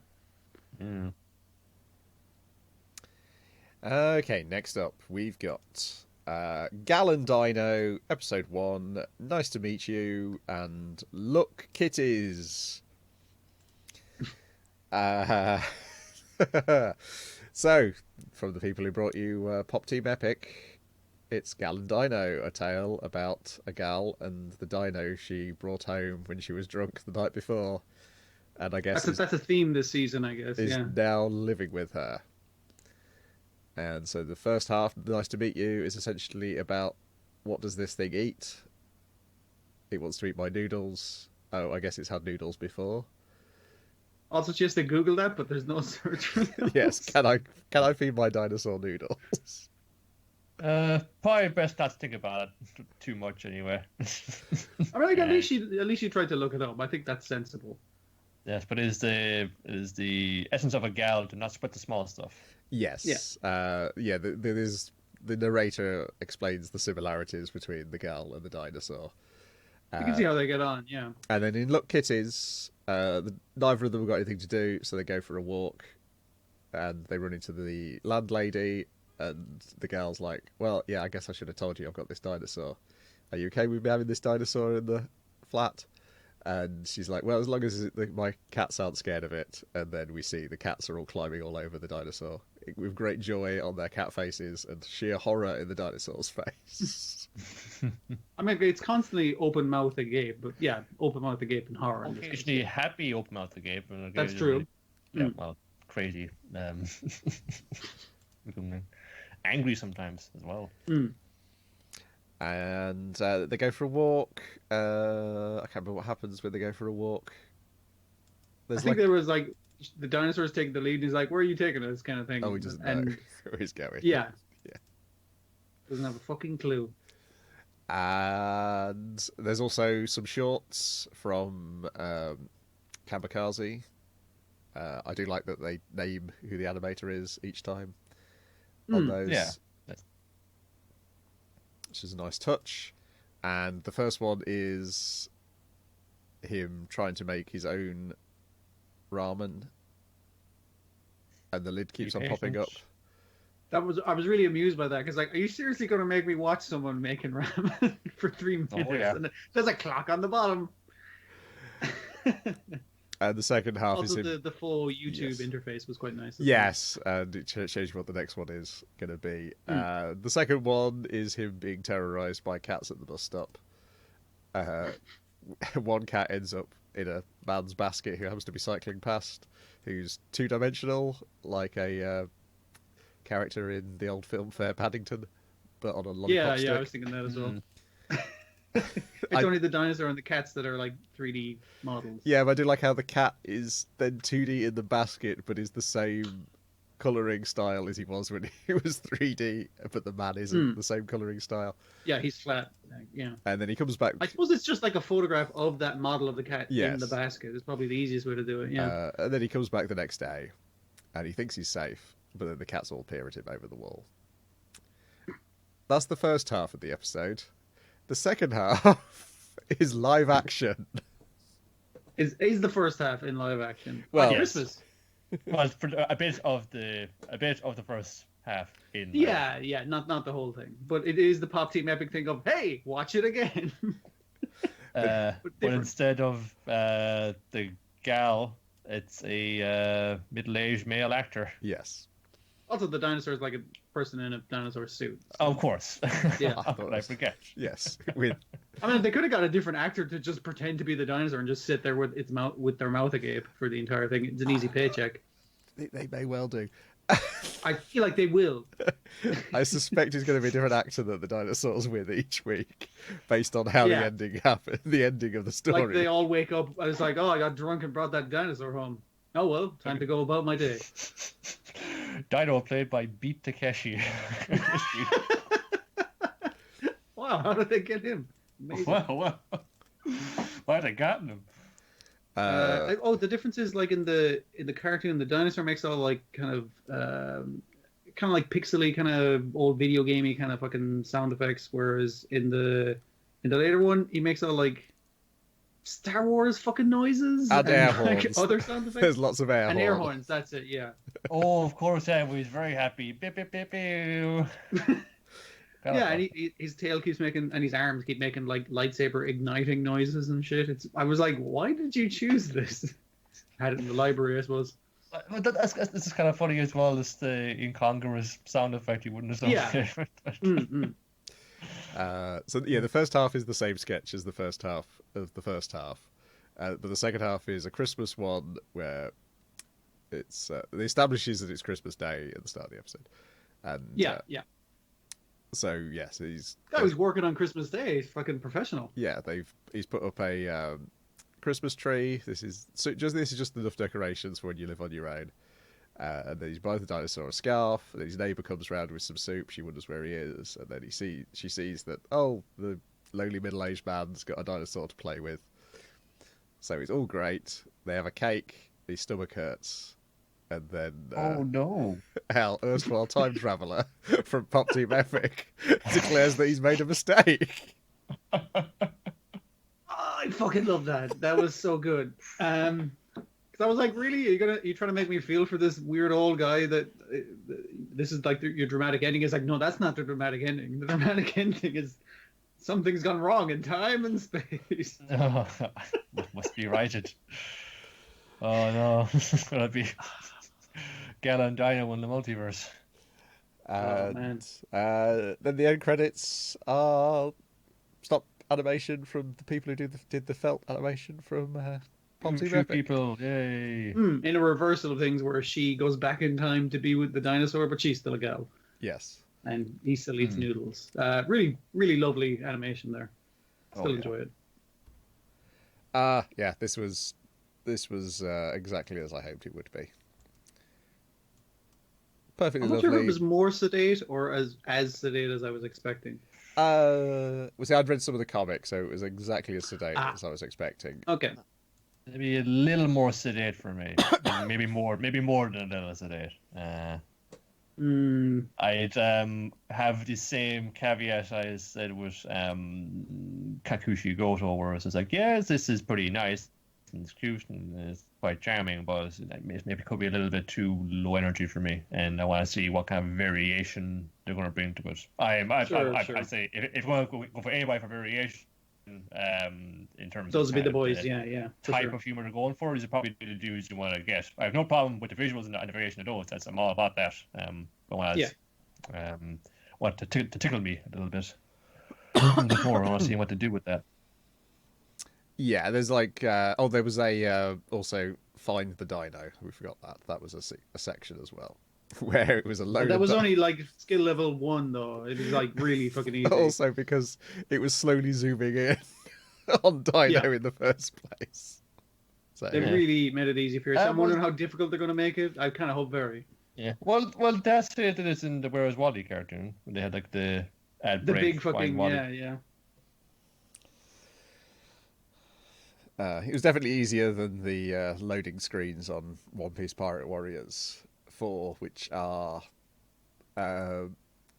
like you're looking through a telescope and you're trying to find Panda Man. That's the real challenge, yeah. Just to keep you entertained while it's loading, yeah. Then you find yourself intentionally like loading into like like big areas or cutscenes to try and like okay, this time I'm going to find that little bastard. Then we've got Kiramager episode 5, Shovellow coming through. So this is Shovellow thinks that Kiramager Yellow is a great leader. Kiramager Yellow likes Shovellow because he reminds him of his granddad. They find 3 more crystals, and Shovellow thinks like, okay, if I make these crystals into vehicles, we can be more construction vehicles. We can be like a construction vehicle team, and Yellow can lead us. And so he gets Red to do this, and then they get told off because these crystals are too young to be turned into vehicles. They shouldn't have been. They're basically like a bunch of kids who are now construction vehicles. They have to fight. Child labour laws. Joystick Mask is the guy they're fighting, who can control you by moving the joystick on his head around. And then the big monster they fight at the end is like a UFO catcher type monster. And they beat him by coming up with the idea of, okay, well, maybe we can't use the kids as combining vehicles, but I can make them transform into weapons we can use to defeat this monster. And so that's okay. Yeah, that's okay. Everyone's happy at the end. Next week, Kiramager Pink thinks she's 5 years old. Slightly less hearty things in Kamen Rider episode 30. I'm still a president and a Kamen Rider. A lot of this is various characters catching up with what was happening in each other's plots. But we open with Guy is now the president of Zaya and Hidden Intelligence, and he's on a chat show. He's explaining that you can turn in your humour gears and we'll dismantle them. We're getting rid of humour gears. They've been a terrible mistake. And we've got our own security forces using our raid belts to help bring ones in that don't want to be brought in, and the dangers of sentience in these humour gears. That's what they're going to be taking care of. Meanwhile, Naruto and Jin meet up at the bridge in Daybreak City. I think it's a dam actually, and they have a heart-to-heart where they discover that each of their fathers was a humour gear called Martha. It's pretty much like that. It's like Jin suddenly earns a bit of respect for Naruto because he learns he was brought up by a humour gear as well, just like he was brought up by a humour gear because he was a humour gear. But there's like a degree of so he then I can't remember her name now. She's now turning into the Jackal all the time, not her Kamen Rider. And she's got 2 goons, and they get in a fight, and then Fuwa turns up, and he gets into a fight with her. And Jin takes the opportunity to sneak off, and he breaks into Hidden Intelligence and kidnaps Izu, well, rescues Izu, and also the 01 belt. Thouser comes looking for them with some goons. He doesn't even turn. As Guy, he pulls a gun and shoots. He's going to shoot Izu, but Naruto leaps in the way and gets shot multiple times. And Guy's like, well, that's that taken care of. I've just murdered my opponent. But it turns out he was fine because they couldn't find any data on the good guy satellite because he'd already taken it himself and he was wearing it under his jacket. And the progress key of the security guard's humor gear had blocked the bullets. So he was safe. They get into a fight again. He tries to protect Izu using the belt, but he can't transform because he's not a president. Meanwhile, you see Izu doing something. Her ears are lighting up. And it looks like Izu's about to be finally destroyed, and Naruto's blocking. He's going to get killed as well. But no, he's now Kamen Rider Zero again. And Thousa's like, what? That's not possible. You're not a president. And then just to make sure he's got all the power-ups, he gets the metal power-up again and kicks Thousa's ass one more time. And then it's revealed that what Izu was doing was she was going on the internet and registering a new company with Naruto as the president. And he's like, hang on, you can't use that. I'm going to sue you for using my property. And then Izu explains, well, no, because the humor gears, the intellectual rights to the humor gears and the Kamen Rider belt belonged to Orochi because he inherited them when his grandfather died. They never belonged to Hidden Intelligence in the first place. So you've just bought a company with none of the things you wanted accessible to you because they were all Naruto's in the first place. The only thing it had was him, and now that he's not around, yes. Well, you've got nothing. You bought Marvel Comics, but you don't have access to Spider-Man. Gotcha. Yes. So yeah, they've. So this ends with them moving into their new offices, and Hirobi saying, so you're friends with Naruto now? And she's like, no, I'm not friends with him. I'm just using him to get the data. I'm not friends with him at all, Dad. Really not convincing anybody. Particularly once you see the preview where he's saying things like, I'm learning from you, Naruto. So, yeah, it was a good episode. It was a nice setup for the new status quo. I guess there's probably 17 or 18 more episodes left. So, wowzers. Good old chunk to go.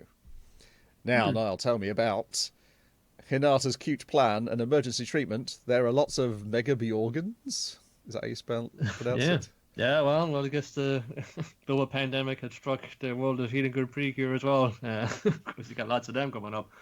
But before that struck, look at some cute little videos and photos we're going to post up on the socials. Hinata's been making some cat videos with Nyataran because, well, I'm a magical talking cat, but it looks like a cat, so I'm just going to do cute things and stuff like that and put that over the socials. It'd be great. Got a video of him. Oh, he's climbing the fence. He's kind of using his powers to kind of float up the fence, but that's okay. Oh, he's so cute. He made it to the top. Okay, cut. Okay, did you get all that? Just starts talking then. Oh, don't talk to the camera. We'll get it in post. Don't worry about it. I'm a cat. I won't put that one up as it. But you know what? We have no photos together. You know what? I have no photos of us three.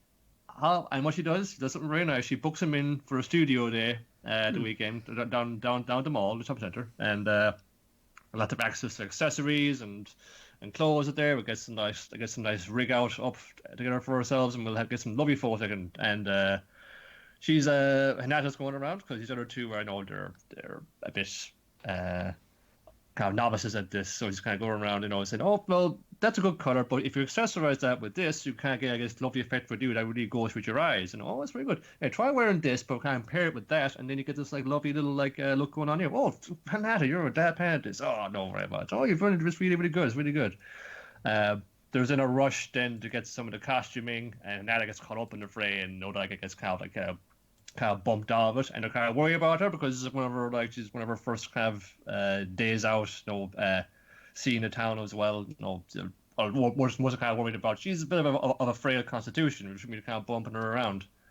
But she's being she's been a good sport about it. But said, it was okay, it was all right. I'm fine here. I'd rather go back and get our photos taken. But then a monster comes along and ruins the whole studio for everybody. So they got to defeat it to get it back on track. Banana's like, oh, I'm not a good team player. I just get kind of caught up in the mob back there in the clothes shop, and I'm not good at team. not a good team player at all. But just like from saying Hinata, you were like minding us all day, giving us fashion tips and making sure we had everything we needed. So like, don't worry about having like minus every little thing. You're like, this is your day out as well, and you should you can have fun with as well with us. Don't be like minding out of us too much. Thanks, girls. Just punch this monster out, and they do that.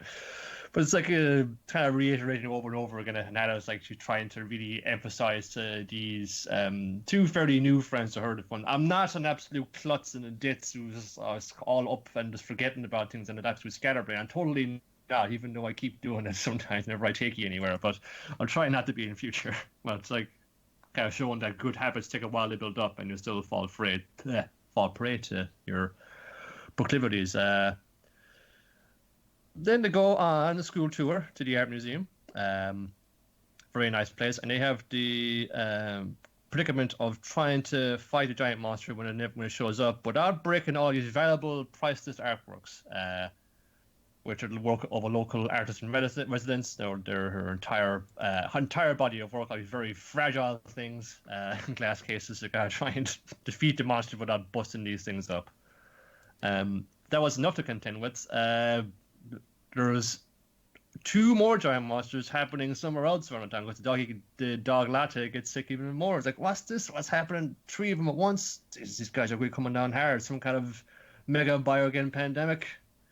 So you got to like split up and try and take them out individually. But because they got there a little later than normal, it's had time to grow and it's spreads infection and pollution around everywhere. It's stronger than too strong for one to handle. And you gotta try to figure out.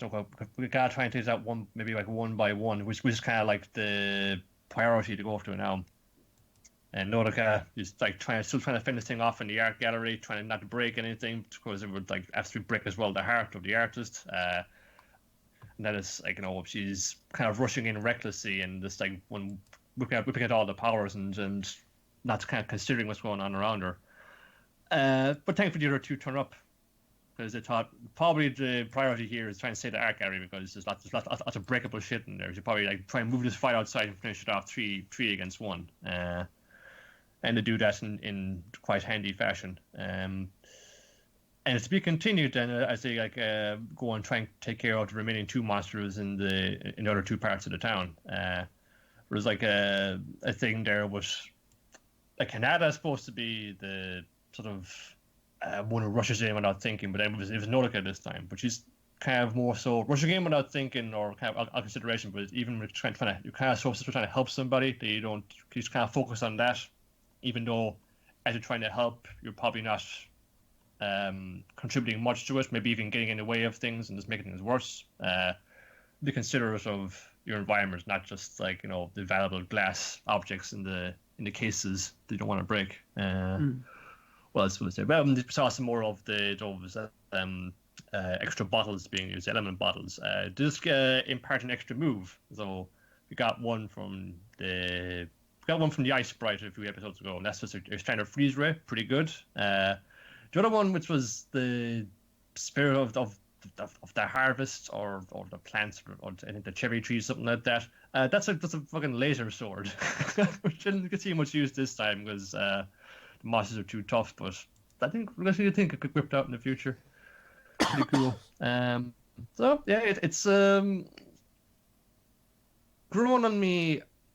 I'd say a lot more in recent weeks. We've had more time to kind of see the dynamic grow between how that dynamic then is how it reacts to outside people like.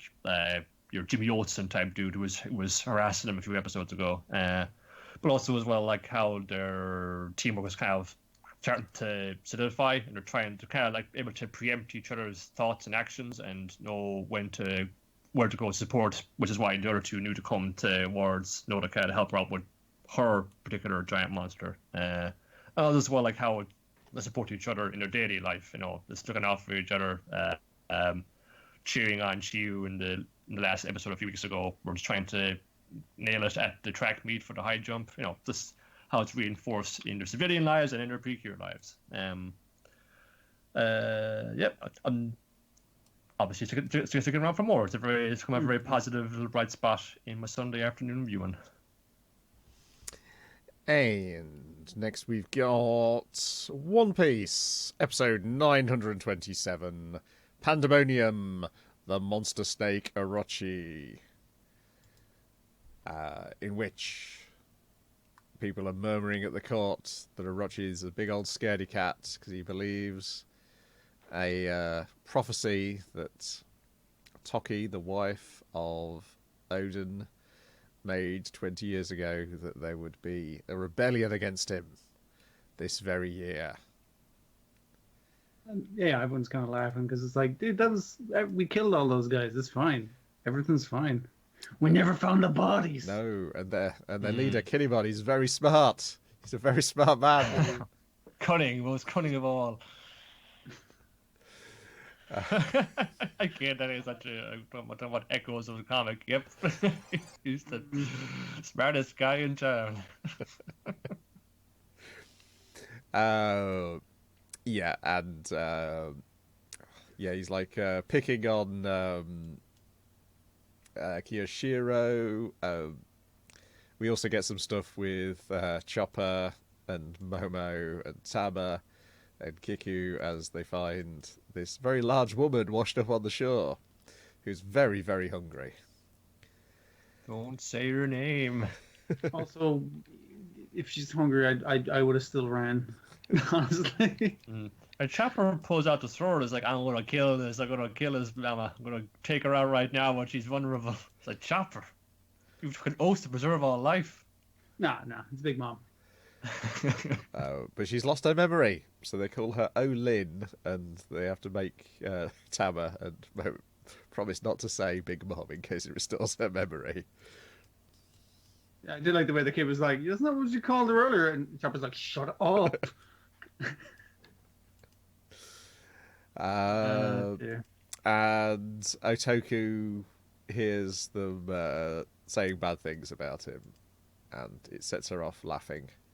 And she just can't stop laughing. And so Orochi's going to have to kill this small child. But I can never remember what her name is, the prettiest woman in the world. Yeah.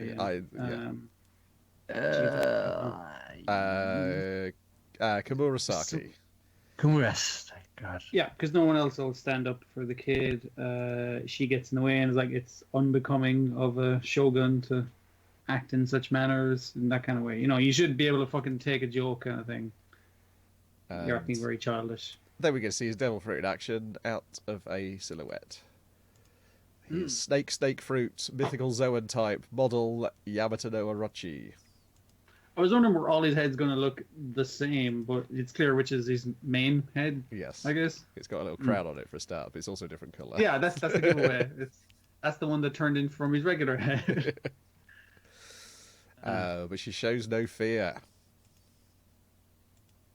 and he's saying, "I don't want to eat you, but I'm gonna do it. I'm gonna eat somebody." So the other heads start biting other people who are lying around.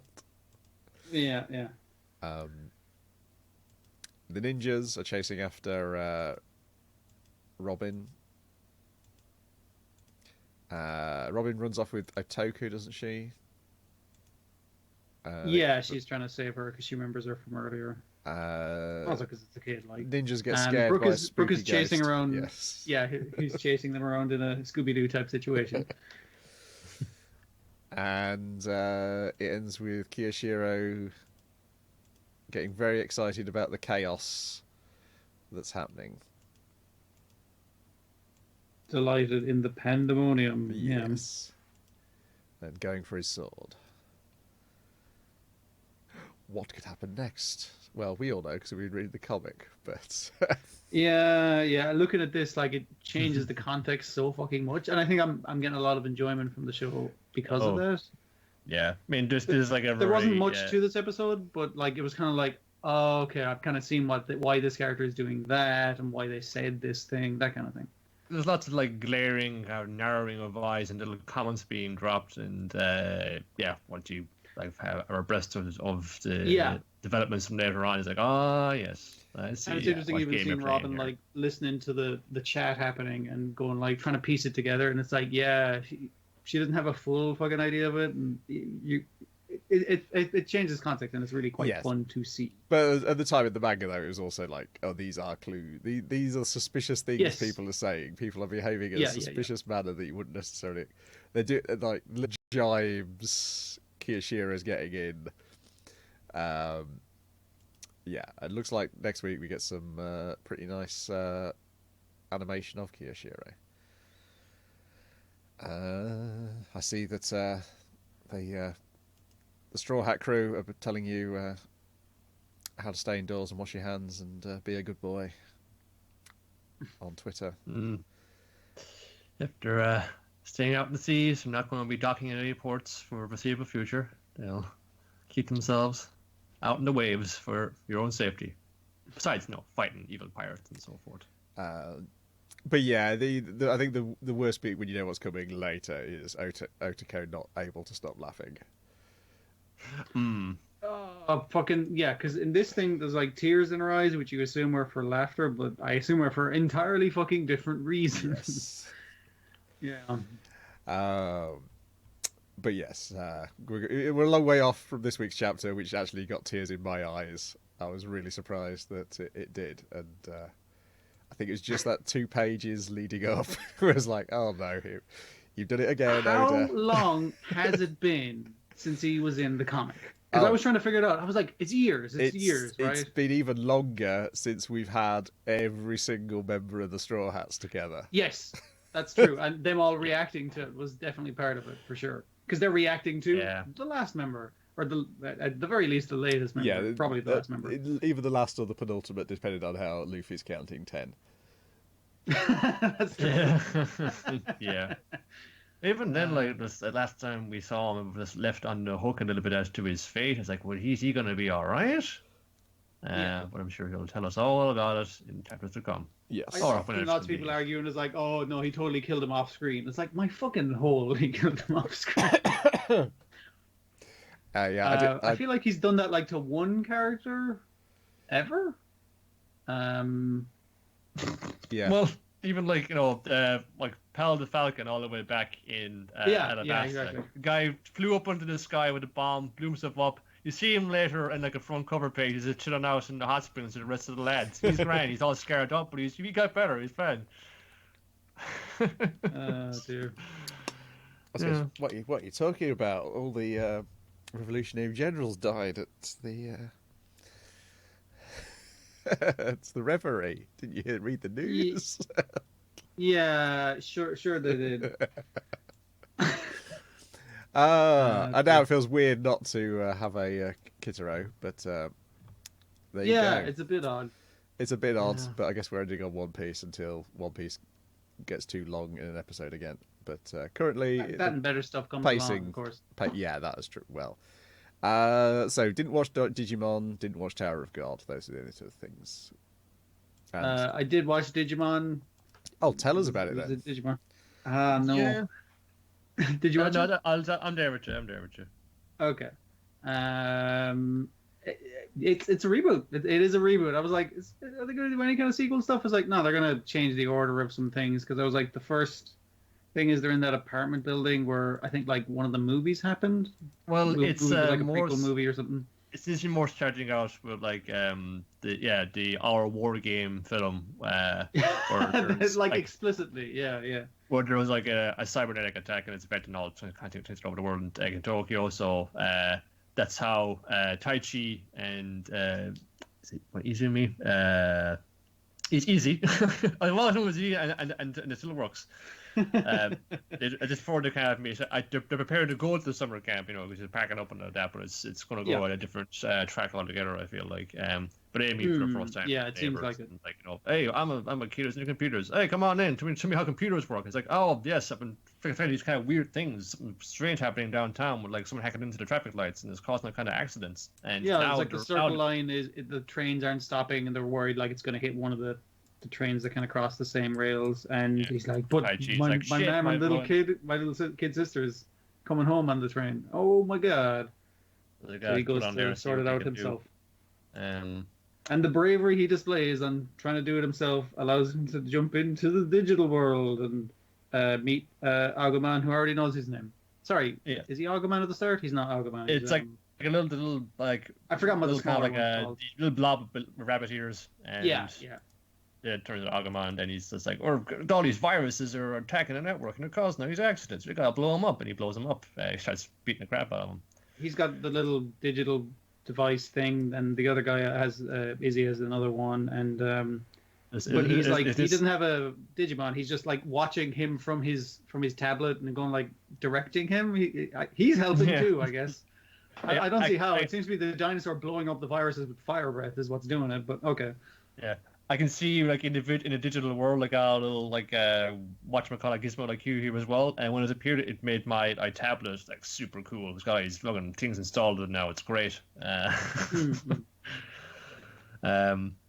But they're fighting this thing away. You know, it's all small viruses, and then it turns into a big monster virus, and they can't fight it off. So we'll use the power of the little gizmo and a little bit of belief to turn Agumon and he evolves into Greymon, and we get actual animation for transformation sequences, which were only here and there in the Elder series, if I recall correctly. Well, they got more elaborate for later on evolutions, but the first was also just like zoom in, zoom out. It's a new monster now. it's spinning. It's a new guy. Yeah. They might do that later. I did like in the opening they did have some callbacks to the old opening and shit with him spinning wildly in the air. Spinning and probably like a lethal revolution for a minute. Liquefying his organs, but yeah, he's in the computer now. He'll probably be okay. Yeah, I think physics work differently in online or something. I don't know, but it kind of goes like as you kind of expected, and it's weird kind of them kind of making the callbacks with the old designs and everything, because he's kind of like, okay, he's wearing the goggles around his neck the whole time, but then he pulls them on just before he does the brave thing of hopping the gate at the train station. Yeah, man. They're really concerned with putting his gloves on because he doesn't want to touch the weird viruses, and I was like, okay, that makes sense because those designs don't really make as much sense now. It's like it's like some character designer as the originals as the older series, Katsuyoshi Nakatsuru. I guess it's just like, hey, here's why I designed them that way. This is why the gloves are on these characters. Man. They're all germaphobes. Well, I mean, Mickey Mouse is the same, Goofy's the same, Bugs Bunny is the same. All massive germaphobes. That's why. That's the reason. That's my story. I'm sticking to it. I mean, like these days, that's smart fucking thinking. Wearing gloves are out. What was that? We just ahead of the curve. Yeah. It's a kids' cartoon. Not giving them like any bad ideas. Wear gloves when you're like going outside and fighting viruses on the internet. Like, I'm curious because it does seem it's going to go like starting from the same place, sure, but it's going to go a little different with it by the look of it. So I'm curious as to what different direction it's going to go, and I'm wondering, is it going to hit anyone besides like the nostalgia factor? I think that's going to be pretty strong in this. Yeah, but, it wasn't bad. Yeah, but it was like, kind of like I suppose the nostalgia they're playing on a little bit is not so much that the first episode of that older TV series. It's like here's also these associated Digimon Adventure. I think was the first one, Digimon Adventure Media. Yeah, I think it was. So it's that member hosted a film which are going to like reference here in the setting of it. Do like a different version of that plot. Sure. Even the virtual world, has some kind of like let's say vague similarities to it. But then episode 2 was called War Game, so it was going straight down that plot line. Yeah. The other kids. The thing is, the virus is in the US and it's going to set off a bunch of nukes probably. So they got to sort that out. Like the other kid, who's like kind of like the foil to Taichi, the blonde kid. Oh, that's right, he does appear. Whereas the wolf Digimon, he's kind of lurking in the background there, saying, "Oh, there's another kid here besides me with a big monster ring. Maybe I should go help him out." I think he looks more suspicious that he's lording it above them, kind of thing. It's like, is he the baddie? And it's like, we know he's not the baddie, but I mean, like he might be the baddie initially or something, or at least a rival. But I'm kind of curious as to what differences they might do, but I'm not sure it's something I'm going to stick with. I thought it'd be worth checking out. Yeah, it's just not bad. I might see how these first ones go out and see if they're going to play out our war game plot line, and then they're going to just jump straight from there. They're drawn into digital world, or would there be a bit in between where they're hopping in and out. But like one of the Digimon things I did watch when it was on telly, I think it was the third one we got in this part of the world that I saw anyway. Was the one where it was set all in the real world initially, and like was that the one where Digimon was like a cartoon in that world or something? Oh, I forget what it was. It was where it was like a card game or something, right? It had some, it had like cards. It had kind of like one barcode battle result. Yeah, it was cards you swipe through the thing. You're right. Yeah, like Digimon extra abilities or weapons and things like that. But that was set like first half of it in the real world. It's sort of like how this phenomenon like impacts in it, and then they go to the digital world. It's like even different again from how you've seen it previously. Yeah, is that Tamers? Tamers, what might be it? Yeah. Is that the Chiaki J Kanaka one? I forget. I know I never saw it. I like when it was on Fox Kids or whatever. I'm not sure I actually looked into it. It might be that one. Let me see. There's two series of adventures. Then I think it's Tamers. Then I think it's Fusion. Yeah, I think that's probably right then. Because the second one of Adventure was the younger kids, the kind of the new generation or whatever you want to call it. Yeah. New class. Yeah. Okay. Next week, what's coming up? Extra things we could possibly watch. There is Fruits Basket second season. I assume you're watching that, Fruits Basket fans. Oh yeah, it's quality. So I want to see more of that. If it continues the way it was going, sure. As I've got a Funimation thing, so yeah, Funimation could not get anything to play on the PlayStation 4 app at all. Luckily, there is a Samsung app, and even though my PlayStation is wired, my wireless TV was able to stream things fine. I suppose you could like connect wirelessly with your PlayStation and see if it works. Maybe. Not recommended. No, I was going to say, I'm fine with it being at least one worked. But it works, but the subtitles are tiny, and every single thing we watched on Funimation this week had a bunch of cross-talking, and you cannot tell who's saying what. Yeah. And what's worse on Gal and Dino, they subtitle the signs, which is an improvement on Psyche K, but there's no need to subtitle the signs because the narrator reads the bloody signs out each time. I was thinking the same thing. I was just like, why is it in quotation marks and then this? Oh, right, because they're writing what's written down. It's like, that's what he's saying out loud. You've already written down what he's saying out loud. It's an improvement. As far as I can tell, I can't change the size of the subtitles. So, I mean, it's an improvement over them being hard subbed. And they streamed okay through the TV. So that's an improvement. But yeah, it's still I think, probably the worst service I've used for watching anime. I mean, it's nowhere near as bad as Crunchyroll's manga service, but yeah, that's true. Is this still something in our part of the world? I imagine like every territory is using the same player, right? No, is everybody getting this? I would assume so. Yes, I'd assume so. I mean, about the only thing that affects the difference in the app is just what is or isn't region locked, as far as I'm aware. I just kind of wonder what's happening to them because I besides just ourselves, I don't see a heck of a lot of grousing, but the Funimation. I think people do, but I think people do. But as soon as Crunchyroll misspells the fucking episode title or something, people are on them like a pack of wolves. Yeah, that's true. I wonder what's the. I suppose maybe more folks are using Crunchyroll to watch or watching things primarily on Crunchyroll. So probably more of a user base there who will notice that little minor trivial detail and complain about it than on Funimation perhaps. So we've got that as well. So so on Funimation there's the Millionaire Detective. Now -balance : unlimited. Only one colon now. A Parry Ranman. That's the Wacky Races style show. Oh, yeah, that's that's got a lot of promise. Really hope that pays out. Really hope it does. And nobody has owned up to having these yet. The Crunchyroll have 2 slots left if you look on their news item, 3 slots left if you look on their lineup page.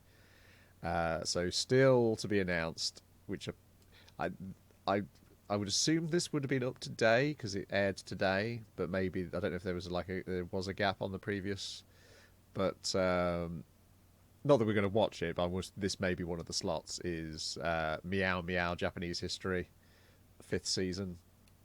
Yeah. Likewise, one would hope that one of the slots is Wacky TV Na Na Na. Right, yeah. Chase the Kraken. Gotta be, right? I mean, like, if they got the second one in, which that was enough to then again the first one, why would I not go for the third one then? Yeah, that won't be till another week though. That's still a distance away. And then there's also Hakushon Daimyo 2020, which I don't know. No one picked up Zorori, so there's a good chance no one picks up this. But this does feel like a Crunchyroll type show. Also on streaming, there's coming up this week is the first episode of that new Wataru is on Bandai Spirits, which have English subtitles. So if you can't get enough Mayumi Tanaka, she's there as well. Using, I believe, pretty much the same voice she uses for Luffy, if I remember correctly, from Wataru. if not exactly the same, incredibly similar. It's a very popular voice, so yeah. It is a very popular voice, but it wasn't being used for a while, so you should get away with using it as Luffy's voice. The problem is when you go back, maybe it will sound a little too similar. Yeah. Well, it's if I get the opportunity, I might look at art, because I went to art college and I still like art to this day. So it could be something in there for me. Yeah, sure. That's also on Funimation. I don't know if Amazon have got anything, as far as I can tell, because they haven't even got the thing they used to have. Dropkick My Devil Dash is now on Crunchyroll. Whereas the first series was on Amazon. Let's see. What is a really kind of seinen-ish thing that has? I was going to say I don't know if Twin Engines have got anything this season. That might be why. I guess I could just look at Just Watch and see if anything's come on there. Because talking of subtitling, I really like Amazon's subtitling stuff because it lets you pick the colour, it lets you pick the size. Does a wonderful job. Quite as isn't bad either. You can go for colour and whether you want outline or not. Oh yeah, that's handy. New on Amazon Prime TV series. Let's have a look. Anything come up? Doesn't look like it in terms of anime. Yeah, the usual load of old twaddle, and then all of a sudden one day we'll have a bunch of TV series you actually recognise, and it will be every single season of it.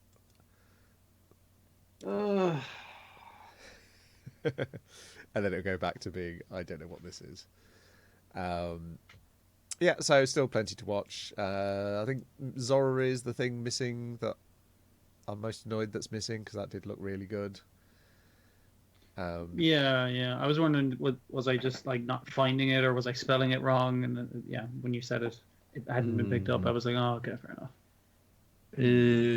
Is Mitsubi Wanko? That's not been picked. That's not. No. Troublesome Old Man aired today. That's only a minute long each episode apparently, but I mean, we'll probably have time for it if we can get it. We may be able to understand it. Not too much without any. Super Shiro will be back next week, as it aired on Monday as part of Super Shiro Day. Where you got happy holidays, everybody. You got to watch all 25 episodes that exist so far.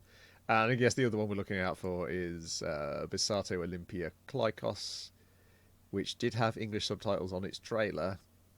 So maybe that'll show somewhere, or maybe it'll just have English subtitles wherever it's showing in the first place. Because that's the thing. Don't necessarily need to port it off to Funimation or Crunchyroll or High Dive or Amazon. You can just stick it up yourself and then get it taken down because the people you've paid to track your copyrights for you. as happened with that Toei Tokusatsu channel. You watched much on that yet? Oh, hang on. Sorry. Niall's already leaving the podcast. Attention outside your side of the room. Yeah, I watched a couple things on there. I had to go with, what was this? Voltus 5, because that's why I just want to see some robots and the crazy people who drive them, being trained to drive them. Some great montage of this dudes taking bikes off sweet jumps and spear fighting guys being a ninja. Lots of fun. The villains fly around in a medieval castle on top of a giant robot skull at a spaceship. That sounds pretty rad. The robot with opposite belt smacks you with it. Cool stuff. I looked at Detective Robot K as well, the first one of that, because that's something that I've been culturally aware of and certainly enthused by. Whenever I just kind of sat down and actually spent any time with, and mysteries are fun. There's this guy's fucking robot coming in, barging in on the case. I didn't realize he whips off his top, like, I don't know, this goes completely shirtless. He goes off actually kind of fighting any of the villains or monsters that week. Don't ruin the suit. No. Yeah, it was a bit like this. When you look at all the 80s stuff, you're like, oh, this would be what Concrete Revolution Season 3 would look like. It would be sure. A bunch of space sheriffs and weird comedy tokusatsu. Yeah, the only thing I've watched an entire episode of is probably the most atypical thing on there, which is Ganbare Red Jackies, which is essentially a toned down version of Bad News Bears, combined with a little bit of Song of the Baseball Enthusiasts, the comic and anime which was popular around that time. It's about a girl who's a member of the high school baseball team, but because she's a girl, they won't let her sit on the bench during a match and give out advice. So she gets mad at them, and so on the way home she sees a little league team training, and she thinks, well, I'll just start my own little league team and I'll train them up so well they're going to be able to beat the teenagers at school. Revenge, the best motivation. And so she meets a bunch of comedy adults with moustaches who help her out, and they start a team. And I can't remember if it's in the first episode or whether I think it may just be a setup for the second episode. It's like clear, like one of the boys in the team is annoyed that his little sister's come along, and it's clear that she's going to be a much better player than he is, and she's going to end up on the team and taking the spot he wants to play. But yeah, it was an interesting curio. The best thing about it is they'll have people react, and then it'll cut to a Ishinomori sketch of the comic version of that character reacting. Oh, cool. Okay. Because this too is an Ishinomori creation, taking a break from superheroes to just do a sports comic, I guess.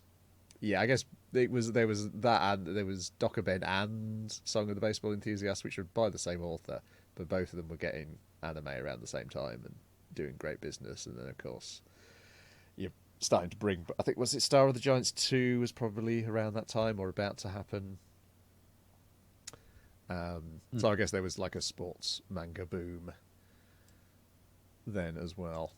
But yeah, it was fascinating, and I checked out a little bit of Robocon because that will need to go into the Amicon panel. Should there be an Amicon? I mean, they say there's currently going to be an Amicon. We shall see. Well, it'll be done. It'll be finished. Whatever. That's true. I could just do the panel on Twitch, and regardless of whether there's a con or not, I may just have to take. I'd have to take the video content out, but I could do the rest. Yeah, I'm kind of thinking about that as a little bit with just kind of sharing some of these kind of facts information. I don't know if I don't know, a Twitter or something like that. Hey, here's a panel that you can attend because of international events. It is in kind of this form. You can enjoy it at your leisure. Maybe you'll learn something. Yeah, because even beforehand, I was thinking of like pre-recording the entire panel at one point anyway. So you'd have to walk in and do even nothing. before the pandemic. Yes, just do all the narration beforehand as a voiceover. Edit all the videos together. So like basically make it like a proper documentary. Okay. But yeah, we'll see how stir crazy we go as the weeks go by. That's a good indicator. Yeah. I've seen dumber ideas. Yes. These first couple of weeks. Yeah, like I've made a sky's the limit. I've made a database of all my food, and at one point I went to wash my hands with my toothpaste. So apart from that, holding up great. Feeling fine. Feeling fine. Yes, just grabbing the first thing at hand to wash your hands with. The cheese grater. Yeah, I had a bunch of eczema on the back of my hand, which I thought was from washing my hands too much, but I think that may have just been a reaction to how ill I was. Because I had it on the back of my hand and the back of my head, just in my hairline, and that's cleared up now as the cough's got better. So I think that was probably because that can be like a immune system reaction to fighting things off. Like I'm basically like treating it mostly the same, except I'm spending longer on hair care because I've ended up with a lot of dandruff from staying in so much. Gross, but yeah, it's kind of like I was just baking today for the most part. More oat apple bites for me. Num num. Yeah, I need to shave all my hair off. That's the thing I think I need to do.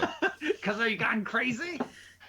No, just so it's one less thing to stop yourself touching your face, to stop brushing your hair out your eyes, and that's true. Okay. Stop touching your head. I'm trying to be like those lads in Shlana where I grow the hair over my face and it's a breathing mask. Was it the Druids or something? Yeah. But it's just want to be like, on that first day out when everybody's sporting the quarantine mullet. He's like, oh man, there's gonna be some nice styles coming out. It'll be nice. People will learn to embrace what's their charm points, what to look about themselves, and emphasize them in their day to day. Righty-ho. Let's wrap this podcast up. Anything coming up on Secret of the Sailor Madness? By the time you hear this, or hearing this, it's weird. There will be a Nardia Secret of Blue Water recording up on there of some length. It'll be there in time for its 30th anniversary of its first TV broadcast. We're looking forward to other things, most notably Dr. Katz, professional therapist, with some guy called Brian Smith. Hey, that's you. Oh, it's me. I better start watching it. We've got coming up, next thing we're planning on streaming this Sunday, all being well, we'll be streaming on Twitch. That's twitch.tv/Let's Go Brian. We will be talking about the Animal Crossing movie. Is the plan. Ooh. We're seizing the zeitgeist by talking about a, however old it is now, 12-year-old film, I think, if I remember correctly. Yeah, shit. That was either the original or like the second Animal Crossing that was off, wasn't it? Yeah, it's going to be fascinating because I know nothing about Animal Crossing. I mean, like plot-wise, I have no idea what the movie could possibly be about. So good luck. Say the rec center. I believe it's somebody. Man, that'd be rad. I believe it's somebody moving to Animal Crossing and settling in. So that's pretty much the plot of Animal Crossing. Yes, I feel like they've just transferred that into. It's a Kai, but you're moving to the same world. Eve Town. What happens for town? I actually do know that, but I've forgotten it. You're a new neighbor, and you're the best at everything: baking, fishing, camping. You name it, you got it. I forgot to say I did watch Tower of God this week. Oops. Well, we've ended the podcast now. It's too late, Dwayne. You have to say that for next week. There's a tower. You have to fight up it. There you go. I'm done. I'm good. Rightio. Goodbye, watchers. Listeners. Stay safe out there. Take it easy. Find the body.